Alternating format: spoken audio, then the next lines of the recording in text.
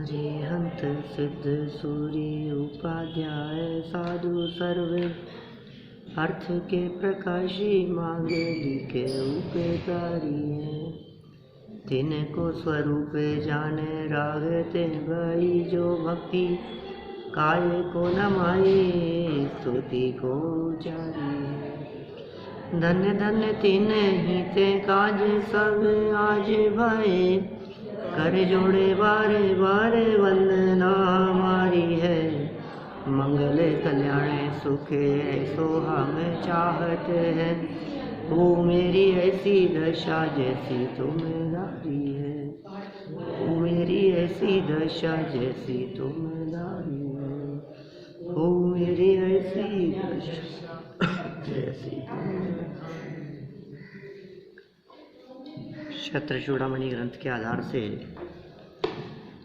यहाँ दुर्जनों को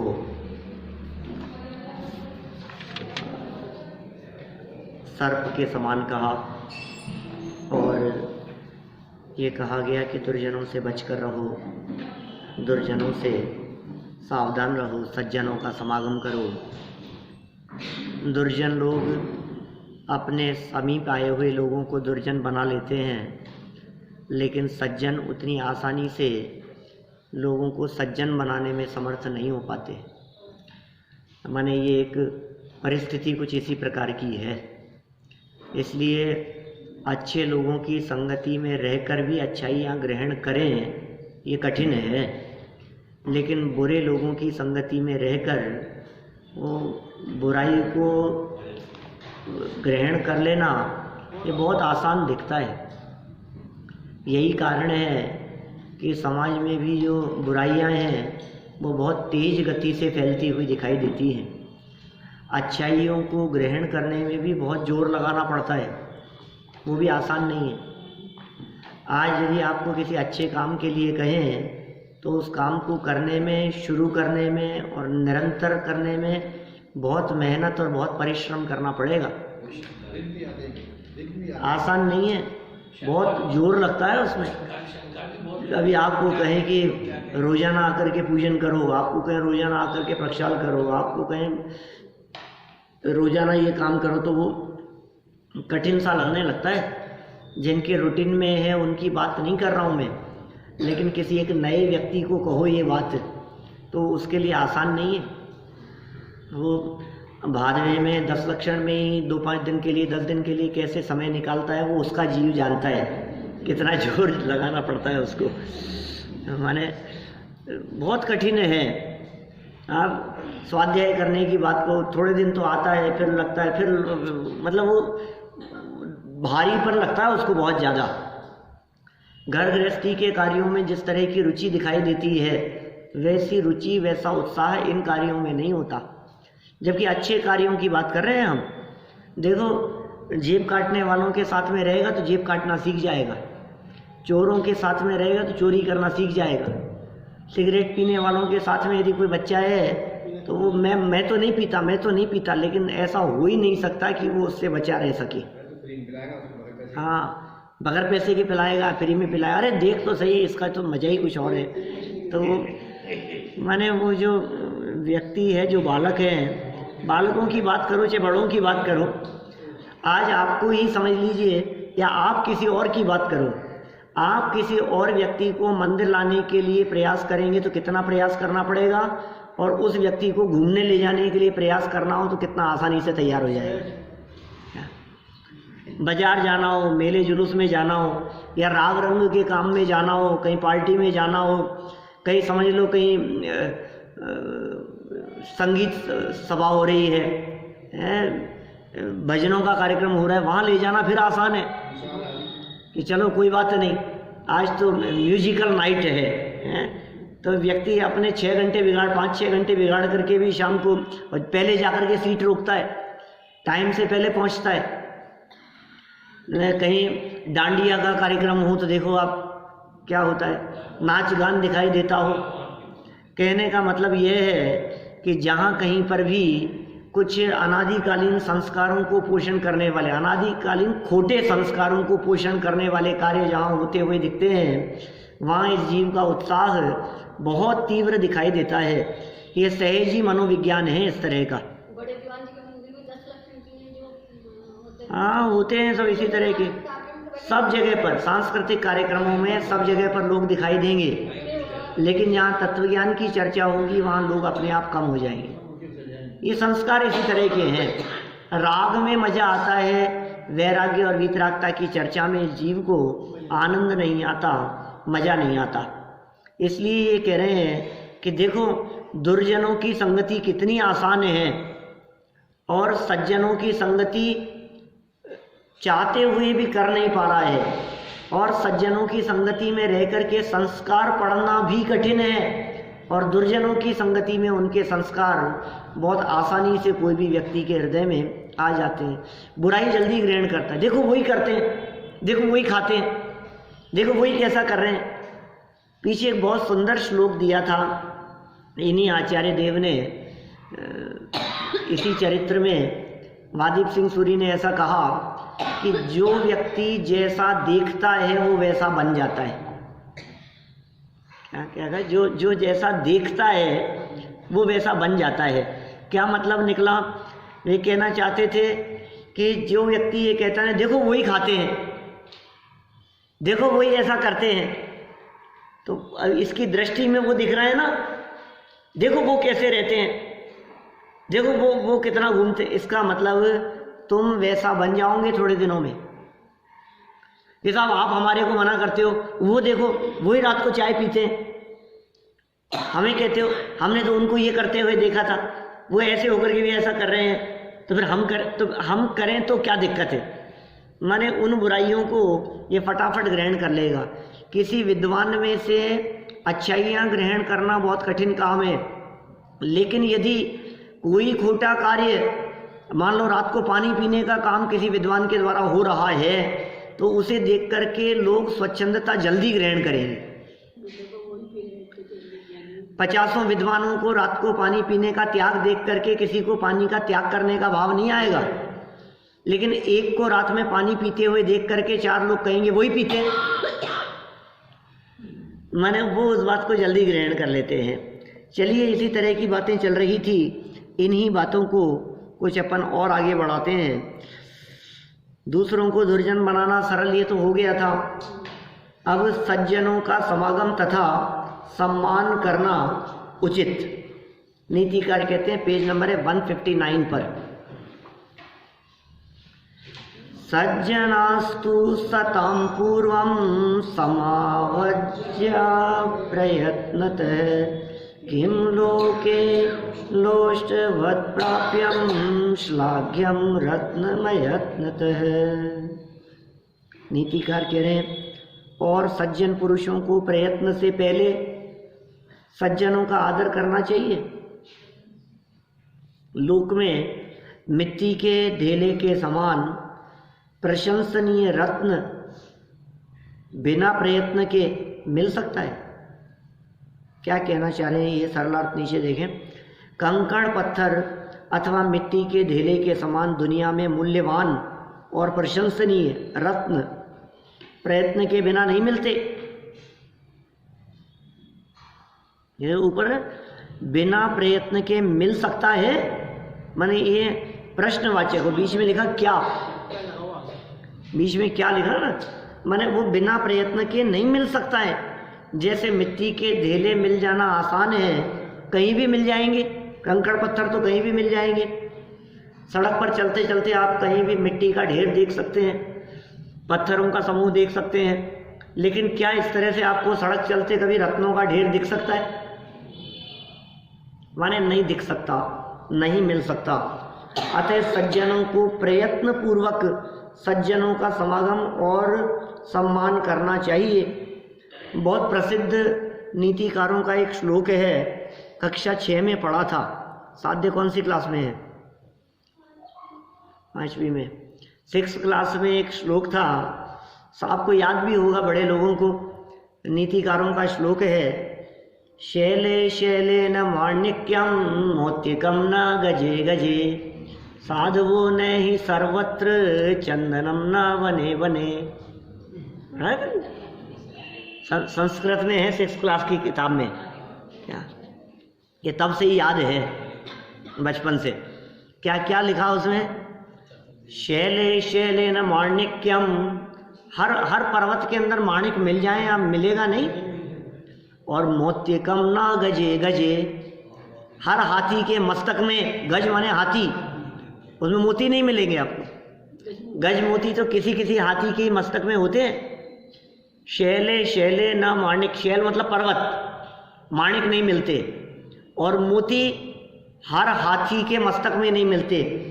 वैसे ही साध वो नहीं सर्वत्र, सज्जन पुरुष सब जगह पर नहीं मिलते। और चंदनम ना वने वने, और हर वन में आपको चंदन के पेड़ नहीं मिलेंगे। ये दुर्लभता को बतलाने के लिए नीतिकारों ने बात कही है। तो ये उसी तरह का श्लोक यहाँ वादीप सिंह सूरी स्वामी ने कह दिया कि भाई ये रत्नों का ढेर नहीं मिलता, उसी तरह से सज्जन नहीं मिलते। वहाँ तो 3 उपमाएं दी। चंदन जैसे जंगल में सब जगह पर नहीं मिलते, माणिक रत्नों की प्राप्ति सब पर्वतों पर नहीं होती, कहीं कहीं दुर्लभ है, बहुत रेयर मिलेगा आपको। इसी तरह से मोती भी हाथी के मस्तक में, सब में तो सवाल ही नहीं है। और सब में क्या, हजारों हाथियों में कोई एक आध हाथी के मस्तक में मोती निकले, गजमुक्ता, गज मोती, तो महान दुर्लभ है। इसी तरह से सज्जनों की संगति प्राप्त करना भी महान दुर्लभ है। इसलिए बहुत प्रयत्न पूर्वक प्रेरणा दे रहे हैं ये नीतिकार, ये कह रहे हैं कि सज्जनों की संगति करो, प्रयत्न पूर्वक, पुरुषार्थ पूर्वक, बहुत मेहनत और उत्साहित होकर के ये कार्य किया जाना चाहिए। माने आपके हृदय में उत्साह बहुत होना चाहिए उनकी संगति के लिए। प्रयत्न पूर्वक सज्जनों का समागम भी और सज्जनों का सम्मान भी। देखिए, जहाँ सम्मान होगा वहाँ समागम अपने आप ही होगा। सम्मान नहीं है तो समागम भी नहीं होता है। तो पहला काम सम्मान का और दूसरा काम समागम का। तो सम्मान और समागम, देखो यही इन्होंने यहाँ विशेषार्थ में बात कही। गुरु आर्यनंदी जीवंदर कुमार को राजा बनने के पूर्व ही सुचारू राज्य संचालन के लिए समझा रहे हैं कि प्रयत्न पूर्वक योग्य पुरुषों का संग्रह और उनका उचित सम्मान करना आवश्यक है। क्या कहा? आप राजा बनेंगे ना, आप राजा बनेंगे, राज्य का संचालन करेंगे, तो आपके हृदय में ये बात जरूरी है कि सज्जनों का सम्मान हो और बुद्धिपूर्वक, प्रयत्न पूर्वक उनकी संगति हो। बहुत पुरुषार्थ करना पड़ता है उनकी संगति के लिए। प्रथम तो सर्वत्र मिलते नहीं हैं, फिर कहीं मिल जाएं तो उनका समागम आसान नहीं है। फिर समागम में साथ में रहना, और फिर अपने विकल्प नहीं आते इस तरह के, अपन फ्री नहीं होते, इतना टाइम नहीं निकाल पाते। तो समय निकालें, समय निकालने के बाद में भी समय भी बहुत हो तो परिणाम नहीं है, भाव नहीं बनता है। कितनी तरह की बातें उत्तर दुर्लभ दिखाई देती हैं। सज्जनों के साथ में समागम की यहाँ प्रेरणा आर्यनंदी के माध्यम से जीवंदर कुमार को दी जा रही है। देखिए, सज्जनों के वचन अमृत से भी श्रेष्ठ हैं। कितनी सुंदर बात कह रहे हैं। माने कर्णप्रिय लगती है ऐसी बातें सुनने में ही, अमृत लगता है। मुख चंद्र ते अमृत झरे, माने सज्जन उत्तम है ना। मुनिराज तो, मुनिराज से बढ़कर सज्जन तो और कौन हो सकते हैं जगत में। मनुष्य गति के जीवों में सर्वश्रेष्ठ सज्जन पुरुषों की यदि बात किया जाए, मनुष्य गति वाले लोगों में, तो मुनिराजों से बढ़कर तो कोई हो नहीं सकते। श्रावकों में, गृहस्थों में भी सज्जन मिलेंगे, लेकिन हमने सदाचार वाले पाठ में आपसे कहा था, सत्य आचार जिनका हो वे सत्य जन हैं। माने सत्य आत्मा का लक्षण है, सत्य वस्तु का लक्षण है। और जन, कौन जन सत्य हैं? जिनकी दृष्टि सत्य स्वरूपी आत्मा पर है वे सत्य जन हैं। सज्जन, सज्जन है ना। सज्जन किसे कहें? जिन्हें आत्मा की खबर नहीं हो वे क्या सज्जन है? जिन्हें सत्य की खबर नहीं है वे कैसे सज्जन है? जिन्हें सत्य स्वरूपी आत्मा का भान नहीं है उनका आचरण सद आचरण कैसे होगा? तो सज्जनों का सदाचरण होता है। यहाँ सज्जनों की संगति की बात कही जा रही है। उनके वचन भी बहुत मधुर होते हैं, वेद विज्ञान की बातें निकलती है। आत्म अनुभूति के लिए ये वचन उनके अंतरंग से, वाणी के योग से सहज निकलते हैं। देखिए करोड़ में 1800 मुनि भी नहीं। हाँ, 700 करोड़ में कितने हैं मतलब वर्तमान में?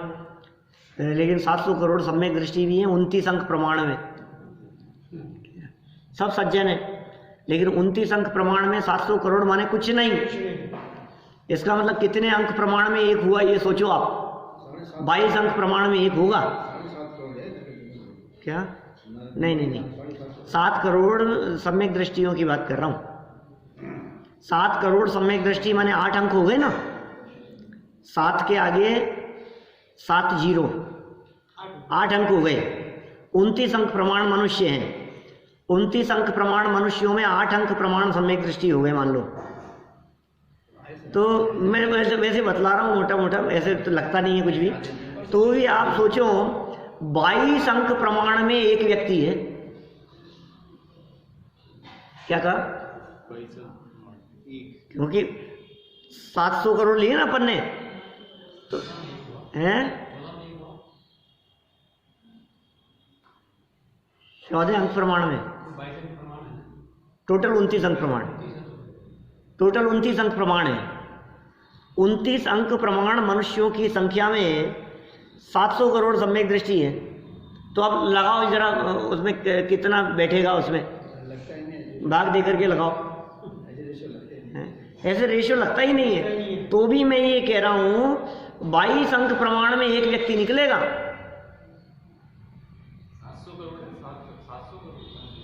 700 करोड़ 700 करोड़ है, 10 अंक हो गए। सही बात, 7 करोड़ नहीं 700 करोड़। 700 करोड़ है ना, 7 अरब, 7 करोड़ 700 करोड़ 10 अंक हो गए। तो 10 अंक कर लो, कोई बात नहीं। तो भी 19 अंक प्रमाण में एक आदमी, माने कहने का मतलब ये है वैज्ञानिकों की दृष्टि से बात करो, असंख्यात में एक निकले, ऐसा है। कितना भारी है सम्यक दर्शन। उनमें भी कोई मुनि हो, हाँ, फिर उनमें कोई पंचमूर्ण स्थानवर्ती हो, वो मात्र 13 करोड़ रह गए। फिर उनमें मुनिराजों की बात करो तो वो लाखों के अंदर रह गए। 2.5 द्वीप की बात कर रहे हैं, पूरे 2.5 द्वीप की बात कर रहे हैं। माने बहुत अल्प है भाई, बहुत अल्प है।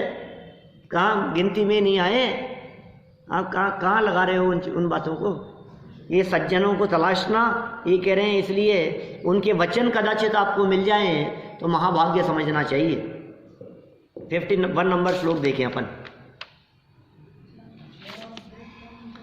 जागृतं सौमनस्यं च कुर्यात् सद्वागलं परैः अजलाशय संभूतं व्रतं हिततां वचः। क्या कहा? सज्जन पुरुषों का वचन जागृति और उत्तम सहृदयता को करता है। लोग क्या कह रहे हैं? वचन ही जागृत कर देते हैं। सज्जनों के वचन किसी के कान में पड़ जाए, इसका मतलब वो भाग्यशाली है। कान में पड़ना दुर्लभ है। सज्जनों के वचन कहाँ मिलेंगे? बोलो, बाजार में निकलो तो सब्जी ले लो, ये ले लो, ये ऐसे लोग मिलेंगे आपको आवाज़ें लगा चिल्लाते हुए, ये ऐसे कान पड़ते हैं। दुकान वाले इधर उधर खींचते हुए दिखाई देते हैं। मार्केट में जाओ आप, क्या सिंधियों की दुकानों पर, सब्जी मंडी में, इधर उधर बाजार में, बस स्टैंड पर चले जाओ तो अजमेरी गेट आवाज़ लगाता हुआ मिलेगा तुम्हारे को। चल रही है क्या आमेर, चल रहा है क्या सांगानेर, चल मतलब क्या आवाज़ है कान में? क्या आवाज़ सुनने को मिले बताओ, कितना दुर्लभ है। और फिर ऐसी आवाज़ें नहीं मिले तो टीवी की आवाज़ें, म्यूजिक, संगीत, फिल्मी गाने, ऐसी चर्चाएं।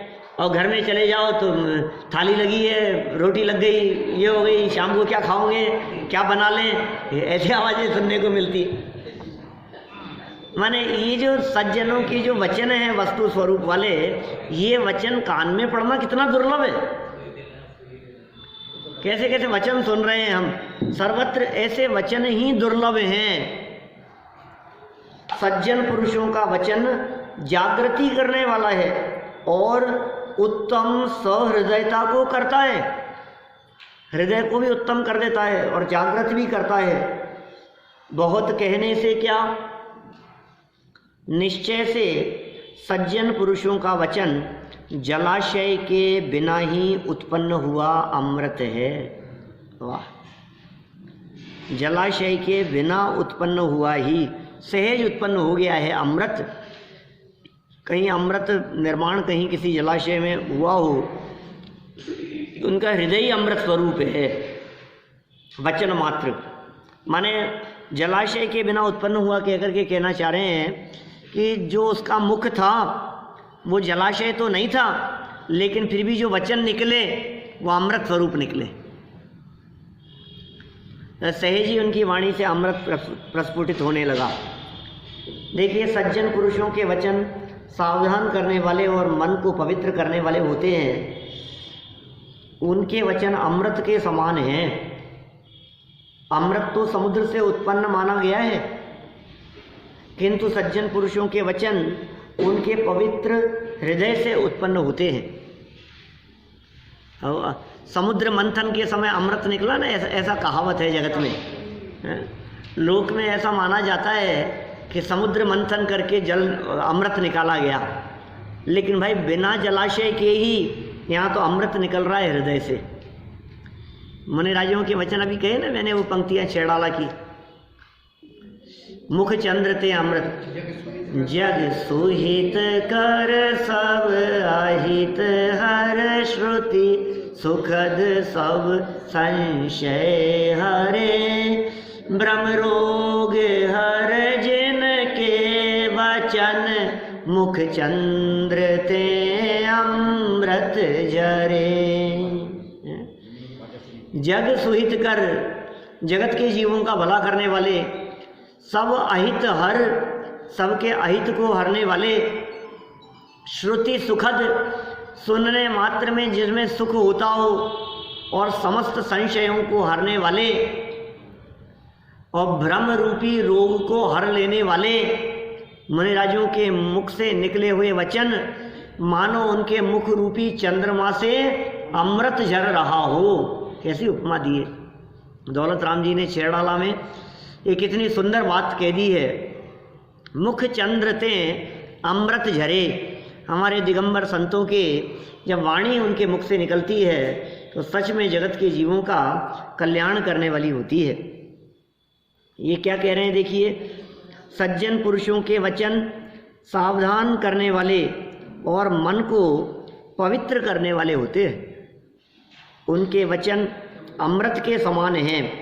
अमृत तो समुद्र से उत्पन्न होता माना गया है, होता है ऐसा नहीं कह रहे।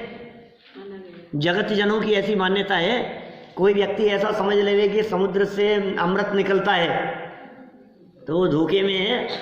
अमृत तो छोड़ो, मीठा जल भी नहीं मिलता समुद्र में।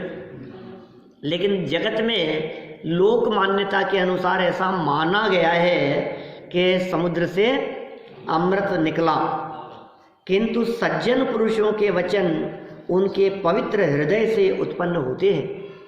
सज्जन पुरुषों के वचन कैसे उत्पन्न होते हैं? पवित्र हृदय से उत्पन्न होते हैं, क्योंकि हृदय की पवित्रता है। देखिए, सज्जनों के हृदय में जब पवित्रता ही निवास किया करती है तो मुख रूपी चंद्रमा से जब भी वचन निकलेंगे तो वे अमृत स्वरूप ही निकलेंगे। जिसके अंदर जो भरा होता है उसके बाहर भी वही निकलता है। सज्जनों के अंतर में आंतरिक शांति है, अभूतपूर्व शांति का वेदन है, अतीन्द्रिय आनंद का रसास्वादन है, भेद विज्ञान की चर्चाएं उनके अंतरंग में गुंजायमान रहती है। अब उनकी वाणी जब निकलती है तो उस वाणी में क्या निकलेगा? वही भेद विज्ञान की चर्चाएं जो अंदर में है। दिन रात आत्मा का चिंतन, मृदु संभाषण में वही कथन, निर्वस्त्र दिगंबर काया से भी प्रकट हो रहा अंतर मन। वैसे होते मुनिराज, दिन रात आत्मा का चिंतन। अब वाणी निकलेगी तो क्या निकलेगी? वही आएगी। देखो विशेषार्थ में लिखा, जो बात कह दी ना हमने वही विशेषार्थ में लिख दी इन्होंने। हिंदू धर्म की मान्यता के अनुसार देवताओं द्वारा समुद्र मंथन से अमृत रत्न निकाला गया था, ऐसा मानते हैं वो। उस अमृत रत्न की उपमा यहाँ सज्जनों के वचनों को दी है, यानी सज्जनों के वचनों को उस अमृत की उपमा दी है। सज्जनों के वचन अमृत से भी अधिक श्रेष्ठ हैं, क्योंकि अमृत तो जलाशय से निकलता है जहाँ कीचड़ भी होता है, किंतु सज्जनों के वचन उनके पवित्र हृदय से निकलते हैं जहाँ विकार का नाम ही नहीं है। देखो आप, कहाँ जलाशय से निकलने वाले अमृत और कहाँ सज्जनों के हृदय से निकलने वाले अमृत वचन। इन वचनों को बाह्य जलाशय से निकलने वाले अमृत से भी श्रेष्ठ कहा गया है। चलिए, अविकारी रहना ही योग्य है। आगे नई बात कहते हैं, नया श्लोक। वादीप सिंह सूरी आचार्य श्लोक नंबर 52 में क्या कहते हैं? एकैकं च विकारकृत समवायो न किं कुर्यात् अविकारोस्तु तैरपि। जब युवावस्था, बल, शरीर सामर्थ्य और ऐश्वर्यता अर्थात प्रभुता पृथक पृथक विकार भावों को करने वाले हैं, तो उनका समूह किस अनर्थ कार्य को नहीं करेगा? करेगा ही। इसलिए इन तीनों से भी तुम्हारा चित्त विकार रहित हो, ऐसा आशीर्वाद गुरु ने जीवंदर कुमार को दिया। 3 बातें कही है, देखो आप। एक तो युवावस्था, दूसरा शारीरिक सामर्थ्य और बल, और तीसरा ऐश्वर्य और प्रभुता माने धन संपन्नता। ये 3 चीजें, 3 में से एक भी किसी के पास में हो तो अनर्थ करा सकती है। माने युवावस्था में ये व्यक्ति अनर्थ करने में समर्थ है। विकार भाव युवावस्था में इसके हृदय में आ जाए तो कोई बहुत आश्चर्य नहीं है। एक तो युवावस्था, क्योंकि युवाओं में जोश तो रहता है लेकिन होश नहीं रहता।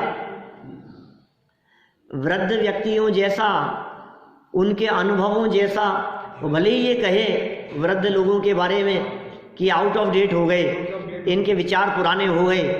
भाई सुनो, विचार कैसे भी हो, उन विचारों में 60 साल का, 70 साल का अनुभव छिपा है। वो अनुभव नहीं है अभी तुम्हारे को। तुम कितने भी होशियार क्यों नहीं हो, लेकिन उस होशियारी के पीछे उसमें होश चाहिए। वो होश 70 साल में आया है। ये तुम्हारे जोश के साथ में होश चाहिए।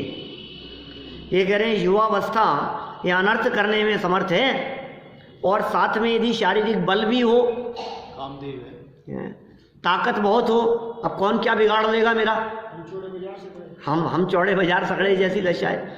और फिर इसके साथ में तीसरी चीज और मिल जाए, पैसा मिल जाए। माने पैसे की कमी नहीं है, शारीरिक बल है और युवा अवस्था है, तो ये तीनों ही जहाँ मिल जाए तो विकार भाव करने वाले तो बहुत मिल जाएंगे। ये किस अनर्थ कार्य को नहीं करेगा। नीतिकारों के द्वारा बतला दी नीति सारे जगत में लागू होती है, जैनियों के लिए नहीं है।